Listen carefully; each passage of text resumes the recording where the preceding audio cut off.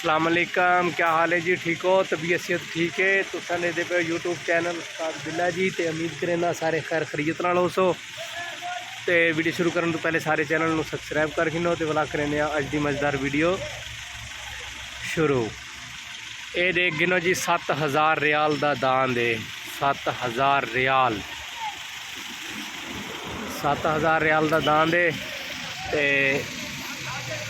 तो पिछे मुड़ गया जोड़ा बंदा लैके आया गड्डी का, हो गया क्लच खराब, इसका कर रहे हैं क्लच ठीक है।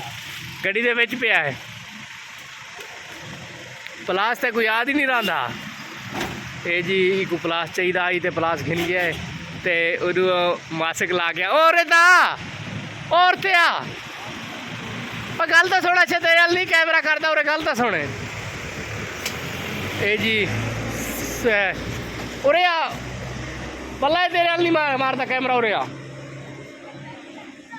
तेरे वाल नहीं मारता। ये शर्मदा है जी जनानियां तरह। ऐसा जी ये देखो क्लच बिल्कुल बह गया है तो क्लच मैं खोलिया है तो इंशाल्लाह इंदा क्लच जल्दी जल्दी फिट कर दे सूँ। हुण दान तो आपको ही साफ नज़र आता उसी। मैं डरदा कि नहीं टप मारे तो इडे निकल आवे, जंगला ही तो त्रोड़ दे, फायदा कोई नहीं उस चीज़ का। तो अच्छा ये कितने का दान दे जी? हाँ जी कितने? 7000 का। 7000 रियाल का। तो पाकिस्तानी रुपए 3.25 लाख।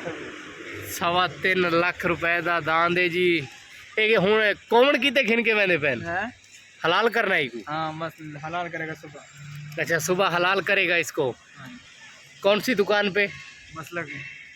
अच्छा इधर। हाँ मसलक। ओह ओह ओह ओह उड़े गड्डी जाम थी गई है तो बहुत टेंशन थी गई है। ये देखो कि बंदा बचता पे इन्हें पीछे पे। हाँ तो सारा उस्ताद जी इडू लगा पे, उस्ताद सजाद साहब।